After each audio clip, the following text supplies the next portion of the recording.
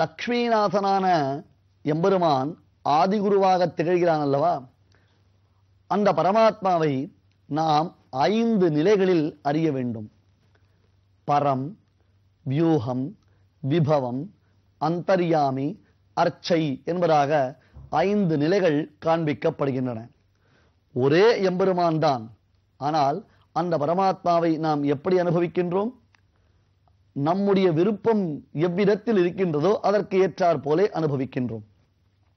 பரம், பரம் என்றால் பரமபரத்திற்கு பெயர்.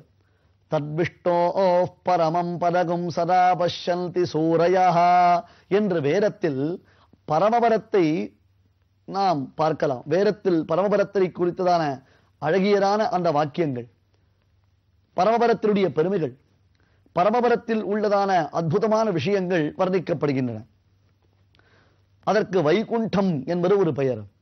அயோத்தியா, அபராஜிதா என்றெல்லாம் பல பெயர்கள் ஒரே நகரத்திற்கு உண்டு. பொதுவாக பார்க்கிறோமல்ல, ஒரு நகரம், அந்த நகரம் பல பெயர்களில் அழைக்கப்படுவது உண்டாயிற்றே. அதுபோன்று தான் பரமபதம் வைகுண்டபதியான எம்பெருமான் ஸ்ரீயப்பதியான சர்வேஸ்வரன், ஸ்ரீ பூமி நீலா தேவி மற்றும் 16,000 தேவிமார்கள், 10,000 அவர் தேவிமார்கள் என்று அத்தனை பேருடன் கூடியவனாகவும் அனந்தன், கருடன், விஸ்வக்சேனன் முதலான நித்திய சூரிகள் திரளுடன் கூடியவனாகவும் சேவை சாதிக்கின்றான். அதுதான் நாம் சென்று சேர வேண்டிய இடம், சுப்ரீம் டெஸ்டினி. அதாவது கடைசியில் நாம் எங்கு சேர வேண்டும்? இந்த பிறப்பு மறுபடியும் மறுபடியும் பிறந்து பிறந்து உழன்று உழன்று கருவுடன் வந்த கடுவினையாற்றில் விழுந்து உழலாது என்பதாக கர்ப்பக்குழிக்குள்ளே மறுபடியும் உள்ளே புகுந்து அதில் இருக்கக்கூடிய ஆபாசங்கள், துர்க்கந்தங்கள் இவற்றையெல்லாம் அனுபவித்து அனுபவித்து துக்கத்திலேயே விழுந்து வேம்பின் புழு வேம்பன்றி வேறு ஒன்றும் உண்டாது. எப்படி அந்த வேப்பங்கொட்டைக்குள்ளே இருக்கக்கூடிய புழுவிற்கு அந்த வேப்பங்கொட்டையின் ருச்சியை தவிர்த்து வேறு ஒன்றும் தெரியாதோ, அதுபோன்று நாம் இந்த சம்சாரத்தில் பிரகிருதி மண்டலத்தில் விழுந்து திளைத்து தட்டுத்தாவற்றி ஒன்றும் புரியாமல் ஒன்றும் தெரியாமல் உழன்று கொண்டிருக்கிறோமே. இதிலிருந்து வெளியேற வேண்டும். அதற்கு வழி என்ன?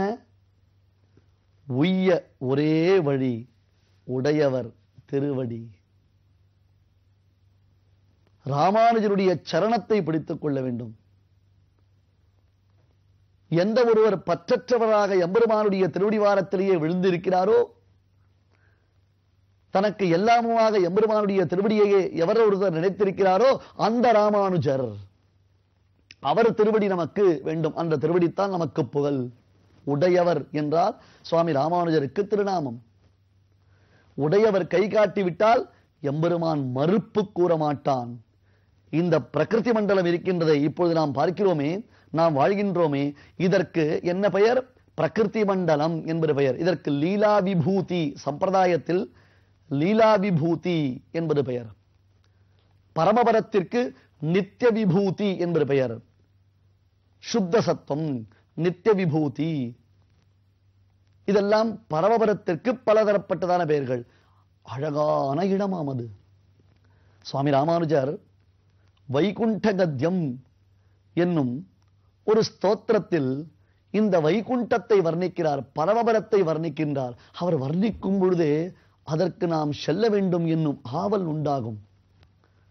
ஸ்ரீரங்கத்தில் ஒரு பங்குனி உத்திர திருநன்னாளில், இன்றைக்கு சற்றேறக்குறைய 900 வருடங்கள் முன்பாக சுவாமி ராமானுஜர் திருவரங்க திருப்பதியில் பங்குனி உத்திர திருநன்னாளில் பெரிய பெருமாளாம் ஸ்ரீ ரங்கநாதனும் பெரிய பிராட்டியாரும் சேர்த்தி சேவை, அதாவது பெருமாளும் பிராட்டியும் ஒரே ஆசனத்தில் அமர்ந்து பக்தர்களுக்கு அருள் பாலிக்கக்கூடிய உத்தமமான சேவை.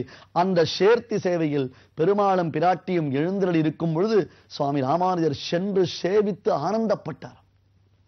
பெரியோர்கள் பெருமாளை சேவிக்கும் பொழுது நாம் அவர்களை சேவிக்க வேண்டும்.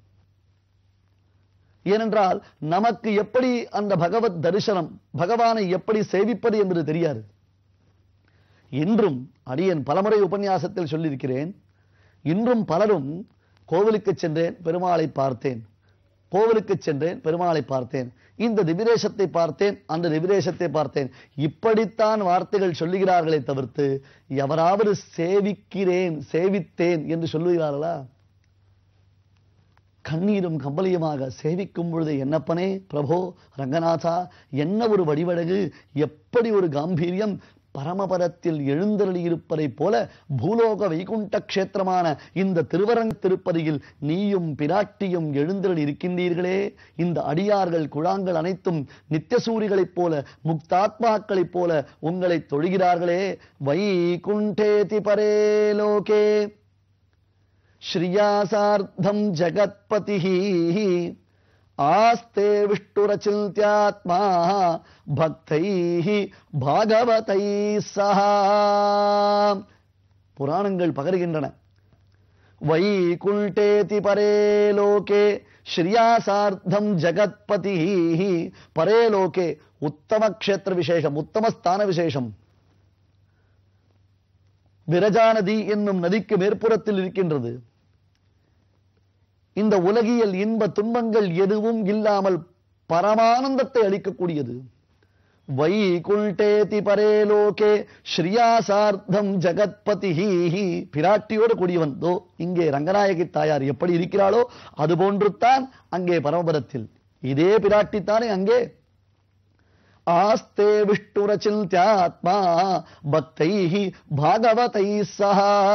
நித்தியசூரிகளுடன் கூடியவராகவும் முக்தாத்மாக்கள், நேற்று வரையிலும் நம்மை போன்ற இருந்த சாதாரண ஜீவர்கள் ராமானுஜர் காட்டிய வழியில் இதோ இங்கே பங்குனி உத்திர திருநன்னாளில் திவ்ய தம்பதிகளான பெருமாள் பெரிய பிராட்டியார் திருவடிவாரத்தில் சுவாமி ராமானுஜர் ஆத்மாவை சமர்ப்பித்து அடைக்கலம் ஆத்மாவிற்கு அருமருந்து என்று காண்பித்தாரே, அதே வழியில் சரணாகதி செய்து கொண்டவர்கள் பரமபதத்தை அடைவார்களே. அவர்கள் திரள் என்ன? அனந்தன், கருடன், விஸ்வக்சேனன் முதலான அந்த நித்தியசூரிகள் எனப்படுபவர்களுடைய திரள் என்ன? இவற்றுடன் கூடியவராக ஆஸ்தே எழுந்தொழிலிருந்து சேவை சாதிக்கிறாரே, அதுதான் திருவரங்க திருப்பதியில் சேவித்தார் சுவாமி ராமானுஜர். உடனே 3 கத்திய ஸ்தோத்திரங்களை அருளி செய்கிறார். சரணாகதி கத்தியம். சரணாகதி ஆத்மாவை பகவத் சரணாரவிந்தத்தில் சமர்ப்பித்ததற்கு சரணாகதி என்பது பெயர். அதுபோன்று ஸ்ரீரங்க கத்தியம் என்று இந்த ஸ்ரீரங்க கஷேத்திரத்தின் பிரபாவங்களை, ஸ்ரீரங்க கஷேத்திரத்தின் பெருமைகளை வர்ணிக்கக்கூடியது ஸ்ரீரங்க கத்தியம். அடுத்தது வைகுண்ட கத்தியம். பரம் முதல் ஸ்தானம் சொல்லுகிறோம் அல்லவா, அதைத்தானே தற்பொழுது பார்த்து வருகிறோம். அந்த முதல் ஸ்தானமான பரவாசுதேவன், அந்த பரவாசுதேவன் எழுந்தருளி இருந்து அருள் பாலிக்கக்கூடிய உயர்ந்த வைகுண்டம் எப்படி இருக்கும்? அழகியதான புஷ்கரணிகள் நிறைந்திருக்குமாம், நல்ல சோலைகள் சூழ்ந்திருக்குமாம், குளிர்ச்சியான காற்று எப்பொழுதும் வீசிக்கொண்டே இருக்குமாம். இங்கே துக்கம் என்பது துளியும் கிடையவே கிடையாது. ஏனென்றால் கரும வினைகள் இருந்தால்தான் நமக்கு சுகமும் துக்கமும் ஒரு சக்கரத்தை போன்று மாறி மாறி ஏற்பட்டு கொண்டிருக்கும். கர்மாக்கள் அனைத்தும் ஒழிந்து பரமானந்தத்தை, பேரின்பத்தை அனுபவிக்கும் காலத்தில் துக்கம் என்பது என்ன? மனதுக்குள்ளே ஒரு ஆனந்தம் குடிகொண்டிருக்கும். அந்த ஆனந்தத்தை வார்த்தைகளினால் வர்ணித்து விட முடியுமா என்ன? நாம் அறியாத ஒரு ஊர், நம்முடைய உறவினர்களோ அல்லது யாரோ ஒரு நண்பரோ கடல் கடந்து ஒரு ஊருக்கு சென்று சுற்றுலா சென்று அந்த ஊரை பார்த்துவிட்டு அதில் இருக்கக்கூடிய அதிசயங்களை எல்லாம் நமக்கு எடுத்துரைக்கும் பொழுது கண்கள் விரிய அப்படியே ஈர்த்தவாய் தெரியாமல், அப்படியா அந்த ஊரில் இத்தனை அதிசயங்கள் உண்டா, இவ்வளவு விசேஷங்கள் உண்டா, அடடா நான் எப்பொழுதுதான் அங்கே போகப் போகிறேனோ? நமக்குள்ளே ஒரு ஆவல் தோற்றுகிறதே.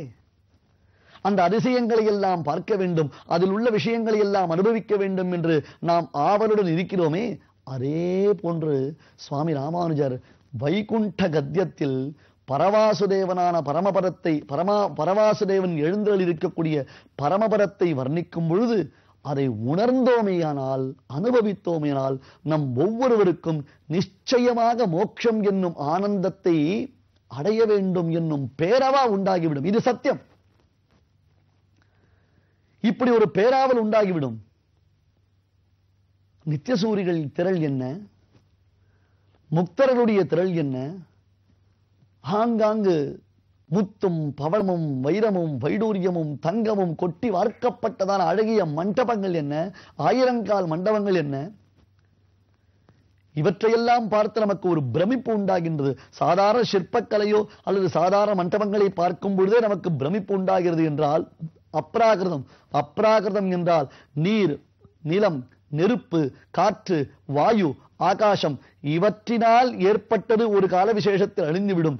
ஆனால் இவைகள் சம்பந்தமில்லாத பரமபதத்திற்கு அப்ராகிருதம் என்பது பெயர். அந்த லோகத்தின் வைபவம் என்ன? அந்த பரமபதத்தை சுற்றிலும் விரஜா என்னும் ஒரு நதி பிரவகித்துக் கொண்டே இருக்குமாம். குளிர்ந்த தீர்த்தம், தெளிந்த தீர்த்தம். ஒரு கை எடுத்து அள்ளி பருகினோமேனால் விடாய் தீர்ந்து விடும். இதுவரையிலும் சம்சாரத்தில் இந்த பிரகதியில் பிறந்து பிறந்து நாம் பட்ட கஷ்டங்கள் அனைத்தும் அந்த விரஜையின் தீர்த்த ஸ்பரிஷத்தினாலே ஓய்ந்துவிடும். அதை தாண்டி செல்கிறோம். ஆயிரம் ஆயிரம் ஆயிரமாக நம்மை எதிர்கொண்டு அழைத்துச் செல்கிறார்கள் தேவ கன்னிகைகள், தேவலோகத்து திவ்ய புருஷர்கள். ஆனால் இந்திரன் முதலான தேவலோகத்தில் இருப்பவர்களை போன்றவர்கள் இல்லை இவர்கள். இவர்கள் முழுவதுமே பாகவதோத்தமர்கள், விஷ்ணுவை ஆசிரித்தவர்கள், ராமானுஜ சம்பந்தத்தினாலே மோட்சத்தை அடைந்தவர்கள். அவர்கள் நம்மை வரவேற்கின்றார்கள். நம்மையும் வரவேற்பதற்கு ஒருவர் இருக்கிறாரே. ஆயிரக்கணக்கில் வந்து நல்ல மாலைகளையும் உயர்ந்த பரிமளங்கள் வீசக்கூடிய வாசனை திரவியங்களையும் பட்டாடைகளையும் அணிவித்து அலங்கரித்து ஸ்வாகதம் சொல்லிக்கொண்டு நம்மை வரவேற்று முகமன் கூறிக்கொண்டு புஷ்பங்களையும் அக்ஷதங்களையும் தூவிக்கொண்டு எம்பெருமானிடத்தில் அழைத்துச் செல்வார்கள். அப்பொழுது பரமாத்மா பிராட்டியுடன் கூடியவனாக கனிவான பார்வையினால் நம்மை கட்டாட்சிப்பான். அது முதற்கொண்டு நமக்கு பரமபதம் என்னும் பேரின்ப வாழ்வு நிலைத்து நிற்கப் போகிறதே. அந்த ஸ்தான விசேஷத்திற்குத்தான் பரம் என்பது பெயர். பரம் என்றால் மேலானது, பரம் என்றால் வைகுண்டலோகம். சுவாமி ராமானுஜர் வைகுண்ட கத்யம் என்னும் ஸ்தோத்திர கிரந்தத்தில் இந்த வைகுண்டத்தின் திவ்யமான வர்ணனைகளை செய்கிறார். அடியன் இப்பொழுது காண்பித்தது மிக மிக மிக மிக துளி. நமக்கு நடைபெறக்கூடிய உபச்சாரங்களை ஆழ்வார்கள் தங்களுடைய பாசுரங்களில் காண்பிக்கிறார்கள். அத்தகையதொரு முதல் நிலை பரம், வியூகம், விபவம், அந்தர்யாமி, அர்ச்சை என்னும் 5 நிலைகளில் முதல் நிலை பரமபதம் என்னும் நிலை. பரவாசுதேவனான பெருமான் எழுந்தருளியிருப்பது. அதைத்தான் இங்கே ஸ்ரீரங்க க்ஷேத்திரத்திலும் நாம் சேவிக்கின்றோம்.